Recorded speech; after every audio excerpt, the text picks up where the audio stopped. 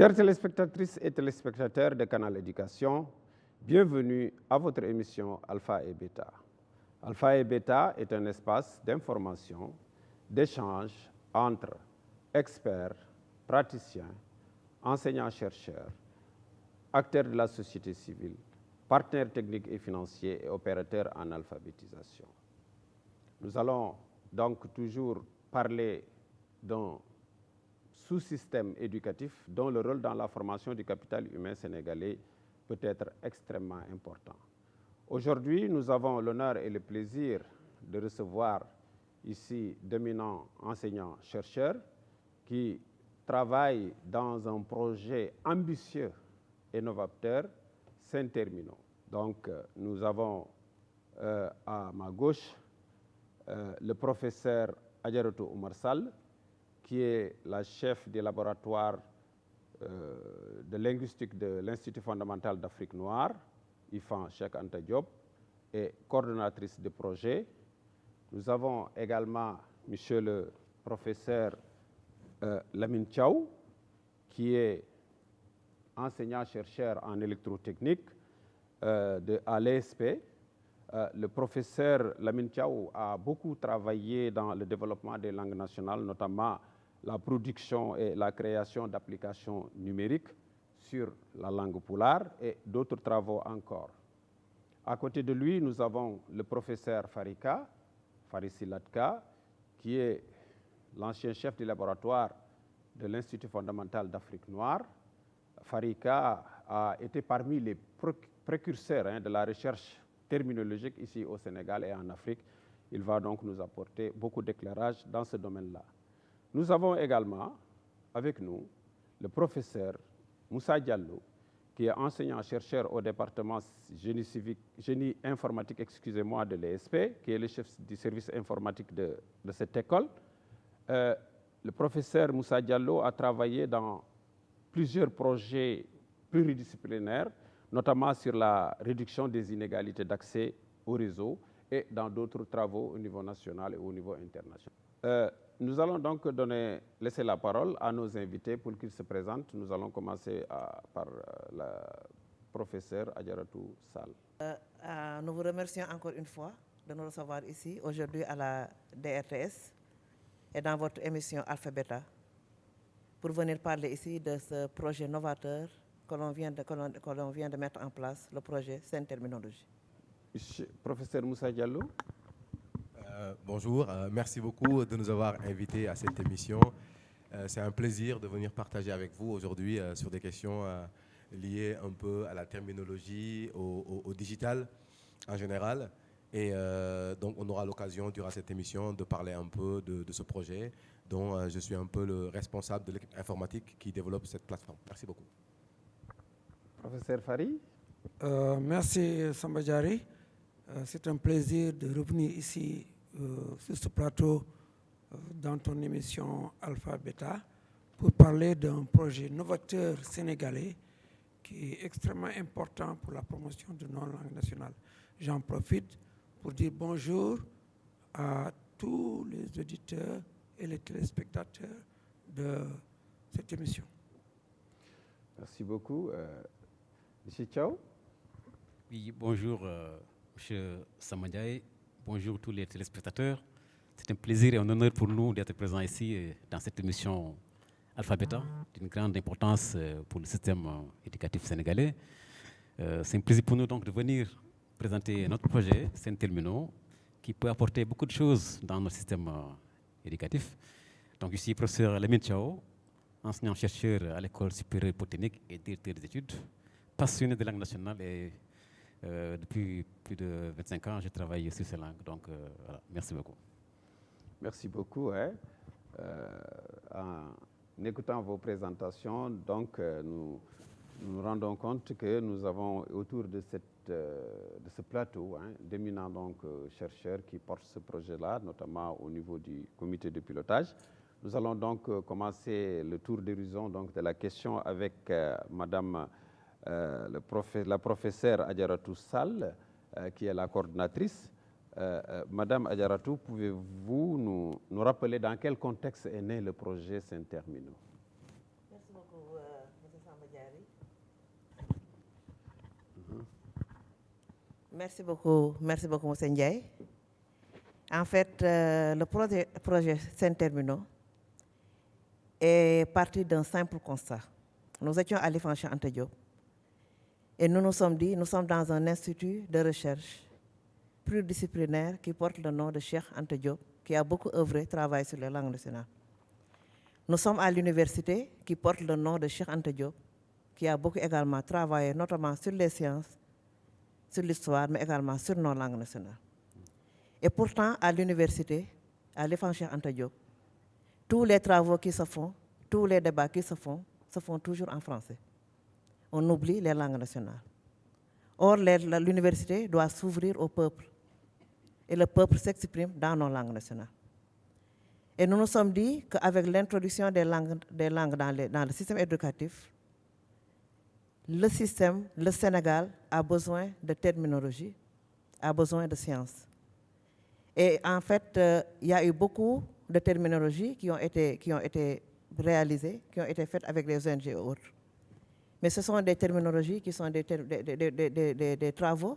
travaux épars, qui n'ont pas été rassemblés. C'est pour ça, lors de la première rencontre du colloque de Dakar, nous nous sommes dit que cette fois-ci, nous allons essayer de faire une table ronde dédiée aux langues nationales et à la terminologie. C'est-à-dire, la table ronde a été faite en Pulaar, en Wolof et en Serer, et ça portait sur les termes scientifiques. Et c'est de là-bas est né le projet Saint-Terminaux. Merci beaucoup. Merci beaucoup, Madame la coordonnatrice, pour cet éclairage sur le contexte justificatif du projet. Étant donné que ce projet donc, a une envergure extrêmement importante, quelles sont les principales justifications, je veux dire, qui montrent la nécessité d'un tel projet pour le Sénégal dans un contexte de transition numérique? En fait, ce qu'on peut dire, c'est qu'il faut partir du fait que toute langue peut porter la science, déjà. Ça, c'est un premier élément. Donc, aussi bien les grandes langues internationales, comme le français, l'anglais et autres, mais aussi nos langues africaines, nos langues nationales. Ça, c'est le premier élément.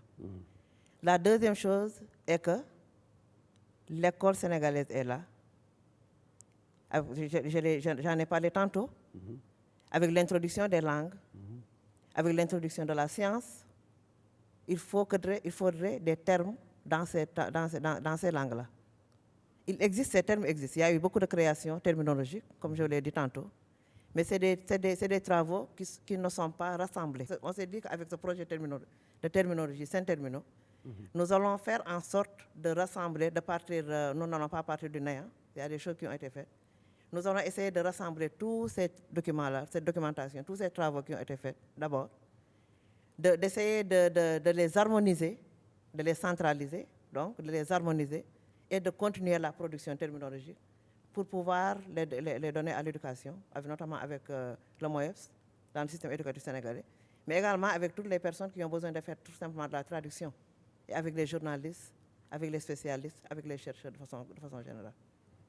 Merci beaucoup pour avoir indiqué le principal bénéficiaire de ce projet-là, c'est le système éducatif sénégalais en règle générale, mais aussi le grand public et les chercheurs. Une base de données terminologique, je crois que c'est quelque chose d'extrêmement stratégique pour un pays qui se projette vers un développement durable. Je vais me tourner vers notre doyen, Faris Silatka, qui est aussi un éminent chercheur, qui a un parcours extrêmement riche dans le domaine des langues nationales, pour lui demander de nous dresser un bref tableau historique des actions menées au Sénégal en faveur de la promotion des langues nationales en général et de nous faire une ouverture sur Saint-Terminaux. Merci, Samba Diary Ndiaye. Le Sénégal, depuis les indépendances, a commencé à initier un processus de législation linguistique qui est différent d'un document de politique linguistique nationale. Je le dis pour qu'il n'y ait pas de confusion. Depuis Senghor, les années 63, jusqu'aux années 71, jusqu'à l'élaboration des décrets pour l'orthographe du Serer et du Wolof, en premier, en 1975, on s'est engagé dans un processus de texte de loi réglementant l'usage des langues, leur orthographe, le découpage des mots, la segmentation, etc., qui avait fait l'objet d'une série de décrets qui sont en cours jusqu'à présent.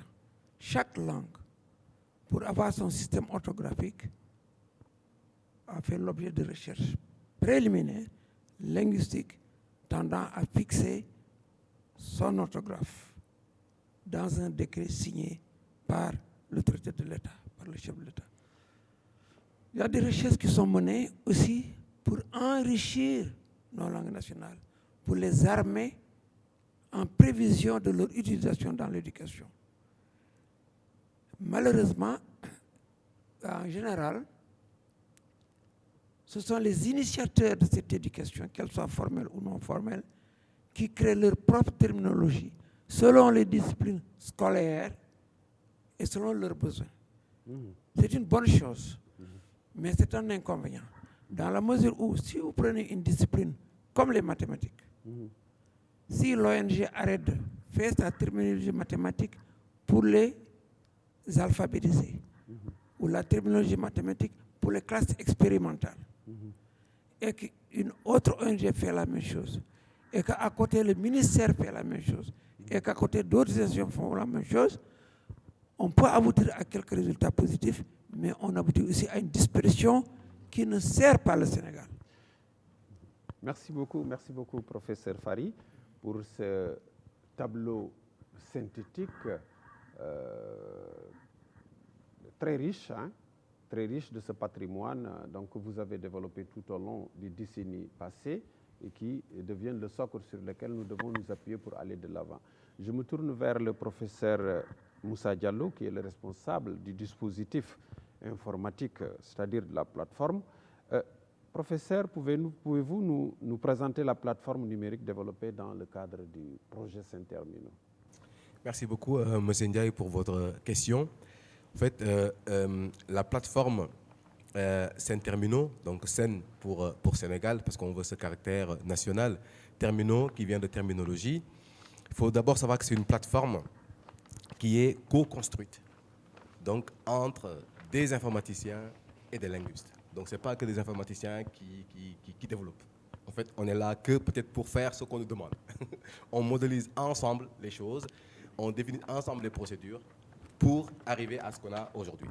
Donc, c'est comme ça qu'on travaille sur la plateforme. La deuxième chose qu'il faut savoir, c'est qu'on parle de plateforme terminologique, donc on parle de banque de données terminologiques. Mais ce qu'on a voulu quand même, et c'est la particularité de la plateforme, c'est qu'il y a cette notion de centralisation. C'est un premier besoin. Donc, le premier besoin, c'est comment va-t-on travailler sur une plateforme qui va permettre de centraliser toute la terminologie, toute la production terminologique nationale, quelle que soit la langue. Ça, c'est la première chose. La deuxième chose, c'est que la plateforme permet aussi, dans l'organisation, dans comment on travaille, il y a aussi des fonctionnalités. Et sur ces fonctionnalités-là, il y a une partie qui permet de gérer la standardisation. C'est-à-dire qu'il y a un comité scientifique national de validation qui accède à la plateforme, qui arrive à arbitrer sur les propositions, qui arrive à définir, à valider, et de façon transparente, numérisée, avec une certaine traçabilité, avec des PV et autres. Et là, on arrive à avoir ce caractère un peu de standardisation. Et la troisième chose, c'est qu'on voulait aussi que ce soit une plateforme qui permet de diffuser, mais largement, qui permet de diffuser tout ce qui est production terminologique aux différents usagers, quel que soit leur profil. Voilà. La plateforme permet même à mettre en place des API qui permettent à d'autres applications de venir s'interconnecter pour pouvoir traduire, pour pouvoir trouver les équivalents en termes terminologiques. Merci beaucoup, professeur Diallo.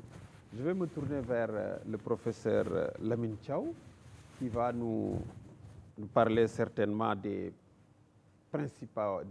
principales intentions qui ont présidé à l'élaboration, en tout cas à la mise en place de ce projet-là, mais également de la collaboration entre les différentes institutions universitaires, entre également le ministère de l'Éducation, les autres acteurs, pour la mise en œuvre de ce projet-là. Monsieur Thiaw, pouvez-vous nous parler de cette question-là? Merci beaucoup, M. Ndiaye. D'emblée, je dois dire que ma collègue professeur Adjaratou Sall Diaw effectivement a parlé du début du projet, qui est donc une initiative qui a pris naissance à l'IFAN et à l'ESP. Donc des collègues de l'IFAN et de l'ESP se sont mis ensemble pour proposer ce projet-là. Et comme vous l'avez constaté, ça a été suivi par beaucoup de nos compatriotes qui ont adhéré à ce projet et qui ont accepté d'y travailler. Alors, 3 principales justifications du projet. La première, mes collègues en ont parlé, Mme Diaw et M. Professeur K, c'est l'harmonisation en fait, des productions qui sont faites. Vous savez qu'aujourd'hui, il y a beaucoup de Sénégalais donc, qui décident eux-mêmes de travailler sur la terminologie, sur les langues nationales. Et il y a de belles initiatives où les gens essaient de créer des termes, mais le plus souvent à leur manière. Ils pensent, surtout quand il s'agit de termes scientifiques ou techniques qui sont un peu complexes parce qu'il n'y en a pas dans nos langues, ils essaient d'en créer. Mais comme c'est des initiatives personnelles, chacun fait en fait, sa création à sa manière.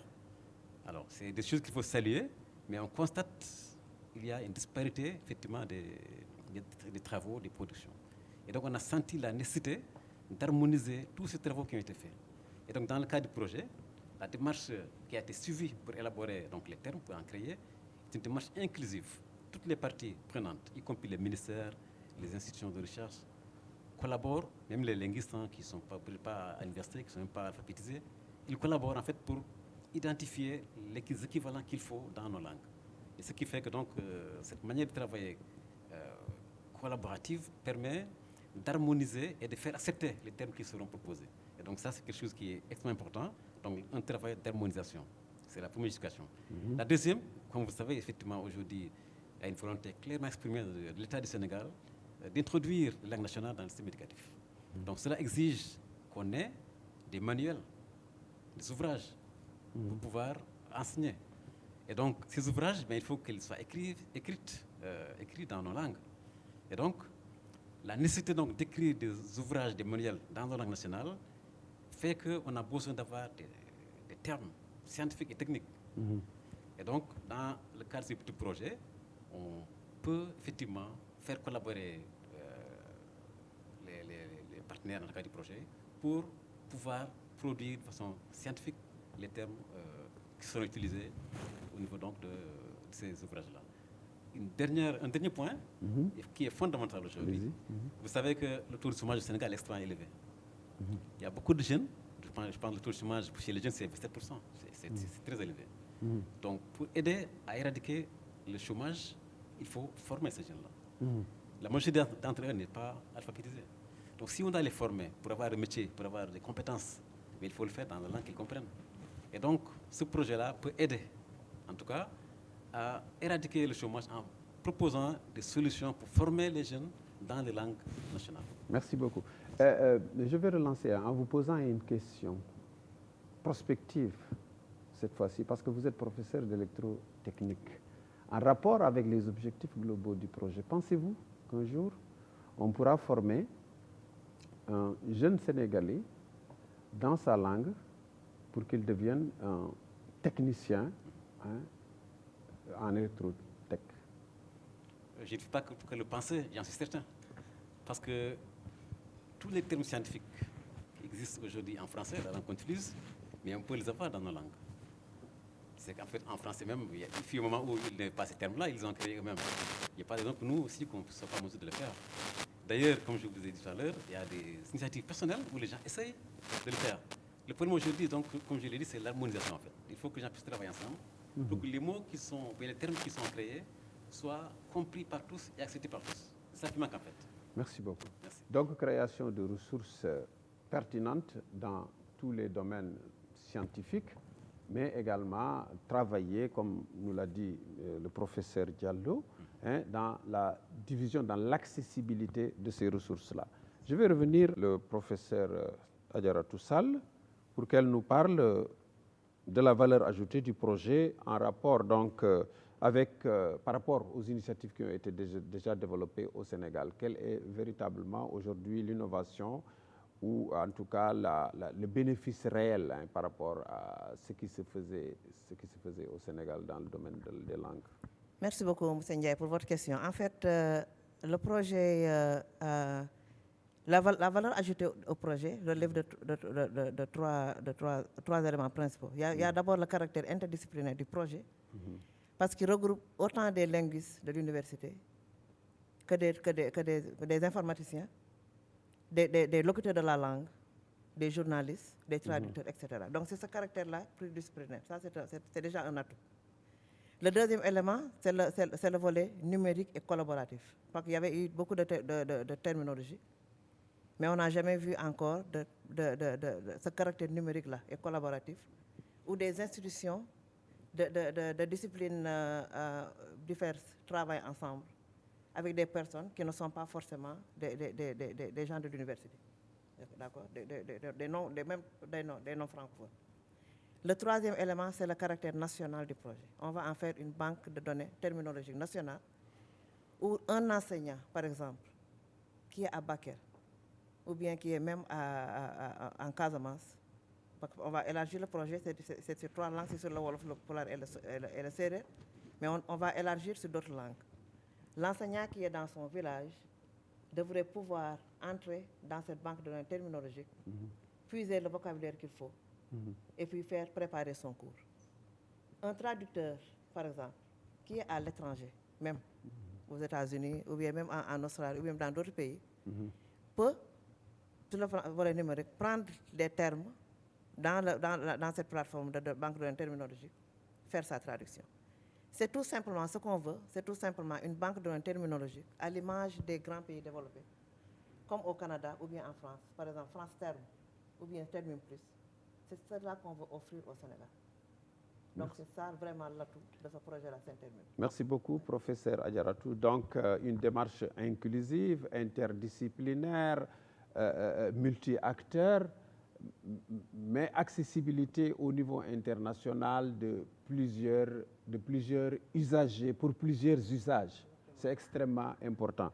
Je vais me retourner vers le professeur Farika pour donc enchaîner dans le même domaine. Quels sont les profils disciplinaires représentés donc dans les équipes de production, M. K? Dans un premier temps, les profils et les disciplines, je veux dire. Dans un premier temps, nous avons voulu commencer petit pour grandir plus sûrement. Donc, on a choisi 5 grands domaines.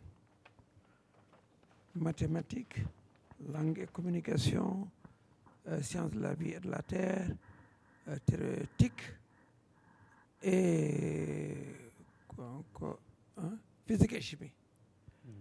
Et on a commencé par 3 langues. Mais c'est un projet évolutif. Et s'il réussit, et nous souhaitons qu'il réussisse, et nous prendrons toutes les mesures possibles pour qu'il réussisse, sa plus-value pour le Sénégal, et même pour des pays qui parlent la même langue, sera énorme. Et je pèse mes mots, énorme.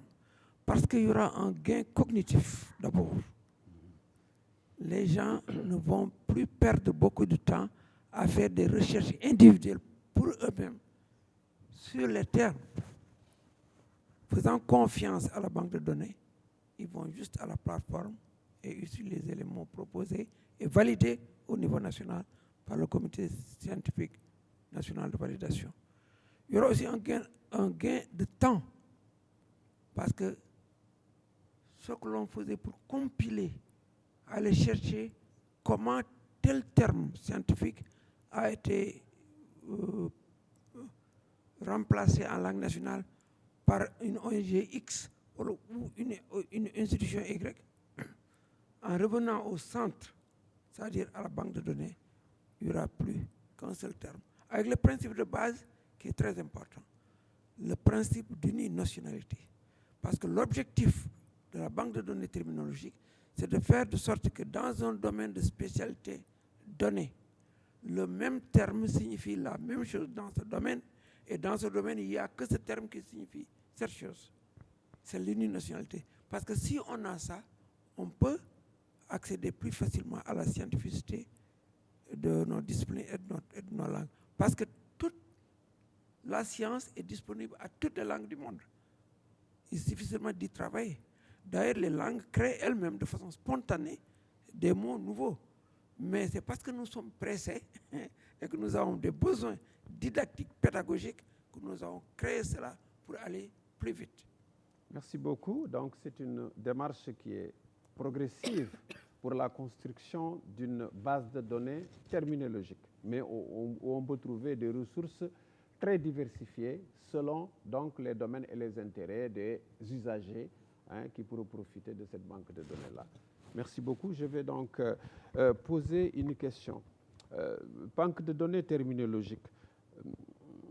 Professeur Diallo, quels sont les modes de fonctionnement ou le mode de fonctionnement et les principales fonctionnalités de la plateforme terminologique? Merci beaucoup. Comme vient de le dire doyen Fary, sur le fait que la plateforme est multi-acteur, il y a plusieurs domaines, il y a plusieurs langues, donc il y a plusieurs fonctionnalités. Mais je peux peut-être les regrouper en trois grands blocs. Alors, la première chose que la plateforme permet, c'est d'abord, on a essayé de digitaliser la totalité de la production. C'est-à-dire qu'aujourd'hui, l'ensemble des acteurs sur la production terminologique peuvent travailler et produire directement sur la plateforme.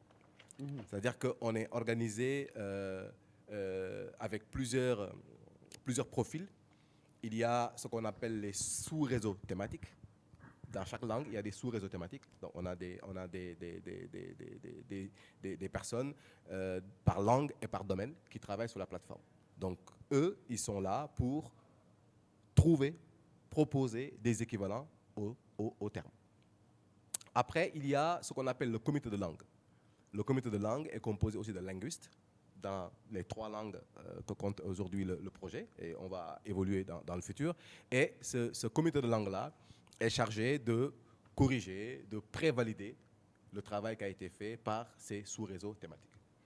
Et après, par-dessus, il y a ce qu'on appelle le comité scientifique national de validation. Et ce comité scientifique national de validation-là, où il y a des linguistes, où il y a des représentants du ministère de l'Éducation nationale, où il y a des représentants des ONG, l'ensemble des acteurs qui travaillent un peu dans le domaine des langues sont représentés. Et ce comité scientifique national de validation, aussi sur la plateforme, arrive à arbitrer, à valider et à décider des termes, l'équivalent des termes qui seront gardés dans la base de données avec toute la traçabilité. Donc vous voyez bien qu'il y a cette première fonctionnalité-là où toute la production, toute la chaîne de production terminologique est déjà dans la plateforme. Deuxième chose, c'est qu'il y a aussi une fonctionnalité de traduction, parce que la plateforme se veut multilingue. Donc, c'est une plateforme nationale, il y a une version française, il y a une version en Wolof, il y a une version en Sérère et une version en Pulaar. Et pour arriver à ça, alors qu'on développe la plateforme sur la langue française, donc il y a derrière une autre fonctionnalité qui permet à des traducteurs, à chaque fois qu'on travaille sur la plateforme en français, ils traduisent tout. Voilà, donc quelqu'un peut venir aujourd'hui, ne maîtriser que la langue Wolof et aller sur la plateforme et regarder toute la plateforme, comprendre tout et pouvoir exploiter cette plateforme-là. Et il y a une troisième fonctionnalité maintenant qui est la diffusion.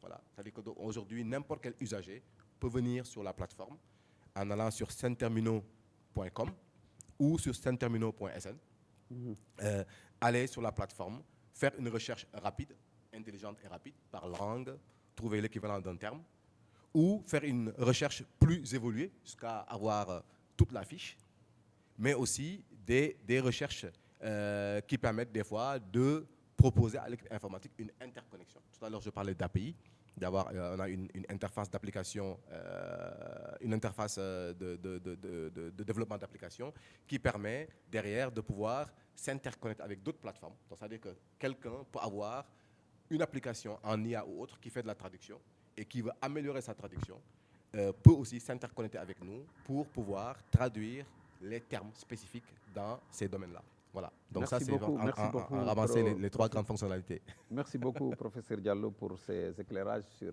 les fonctionnalités de la plateforme. Donc, c'est une plateforme multilingue, paramétrée de façon à optimiser toutes les productions, mais de garantir également une qualité vraiment des ressources, des ressources disponibles dans la plateforme. Je reviens donc à Madame la professeure Adjaratou Sall, la coordonnatrice. pour lui demander comment l'IFAN, en tant qu'institution de recherche scientifique universitaire, s'implique dans la coordination de ce projet, étant entendu que c'est un projet aussi multi-acteurs, hein, qui réunit beaucoup d'institutions et donc gouvernementales, etc., et universitaires. Merci beaucoup, M. Ndiaye. En fait, vous savez, l'IFAN est un institut de recherche déjà multidisciplinaire. Nous avons 5 départements, une vingtaine de laboratoires avec des différentes disciplines. Donc, ce projet dans tout son ancrage vraiment dans l'institution même. Mais l'IFAN est juste, maintenant on parle de multidisciplinarité, de travail en collégialité. Donc ce projet, je ne dirais pas que c'est seulement un projet de l'IFAN, mais c'est un projet de l'université et de tout le Sénégal. L'IFAN est juste le coordinateur scientifique. Très bien. Vous voyez, l'IFAN porte le projet, parce que nous avons des partenaires qui ont financé le projet, comme par exemple l'UNESCO et l'IFEF. Donc, ils ont besoin d'une institution porteur du projet. Donc, ça, c'est l'IFAN. Mais le projet n'est pas seulement un projet de l'IFAN, c'est un projet de l'université et c'est un projet du Sénégal. Merci beaucoup. Je vais poser une question à tout le monde. Vous pouvez intervenir. Quels sont les résultats concrets que nous pouvons attendre de ce projet à court et à moyen terme? Vous pouvez répondre. Les résultats concrets qu'on peut attendre de ce projet sont multiples. D'abord au niveau de l'éducation. Vous savez, l'un de nos meilleurs collaborateurs partenaires dans ce projet, c'est le ministère de l'Éducation nationale. Très bien. Qui, à travers l'OMAEPS, à travers les projets de classes bilingues qu'on est en train de mettre en place au niveau national et qui doivent durer jusqu'à la généralisation au niveau national. Et si les enseignants créent en main qui tiennent les classes bilingues ont moins de temps à perdre à chercher des mots et à les trouver en consultant directement la plateforme en ligne, ça c'est déjà un premier avantage important. Mais il n'y a pas que eux. Il y a les journalistes. Quand les journalistes préparent leur bulletin, vous avez vu quand ils font le bulletin parfois, c'est des alternances codiques, parfois c'est des insuffisances, et je ne les critique pas, mais c'est réel ça. Mais quand le journaliste, avant d'aller faire son émission, la prépare déjà le matin, trouve tous les termes qu'il lui faut, les termes techniques sur la plateforme, il va les utiliser, et en les utilisant, il attire l'attention des auditeurs sur leur caractère néologique, et ça va aider à les jauger. Il en a de même des interprètes à l'Assemblée nationale, extra. Merci beaucoup. Et ça, c'est le minimum qu'on puisse dire sur la question. Un mot à dire par rapport à cette question?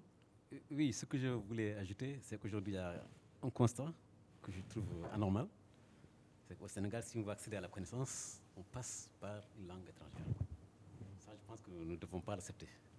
Et c'est pour ça que nous voulons, en tout cas à travers ce projet-là, donner la possibilité à tout Sénégalais de pouvoir accéder à la connaissance dans sa propre langue, de pouvoir produire la connaissance par sa langue et de pouvoir également transmettre le savoir par sa propre langue.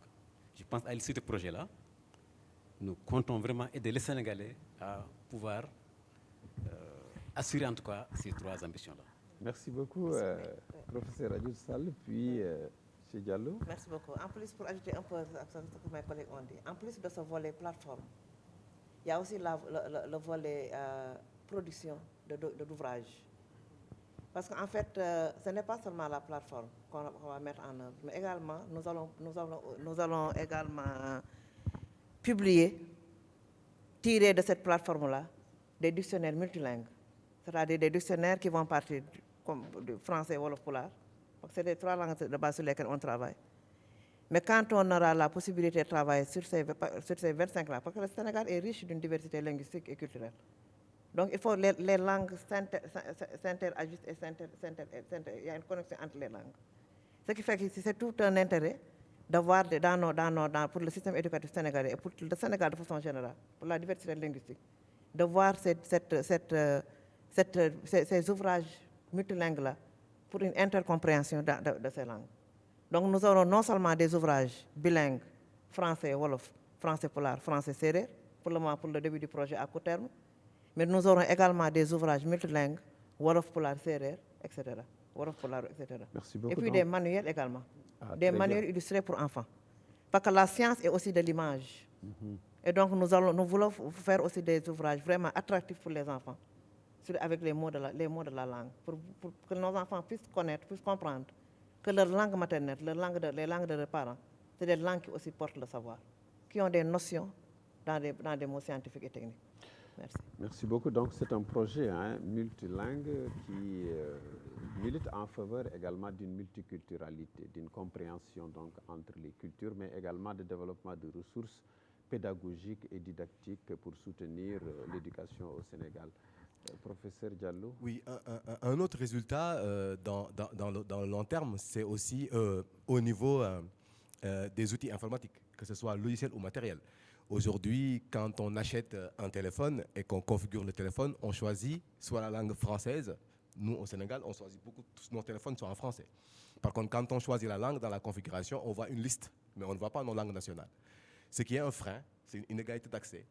Et aujourd'hui, si on pouvait avoir des téléphones où qu'on configure en Wolof ou en Sérère ou en Pulaar, ça permettrait à tout le monde d'avoir accès de façon plus simple, même pour l'éducation. Et aujourd'hui, le frein, c'est qu'il y a beaucoup de gens qui ont déjà travaillé, il y a beaucoup d'initiatives. Le fait de traduire Firefox en Wolof ou autre, les gens l'ont déjà fait, ou Facebook. Mais ça ne va pas durer parce qu'au fait, ces fabricants ou ces développeurs ou ces services, les gens qui sont derrière, ils sont en concurrence entre eux. Et à chaque fois, il y a des mises à jour.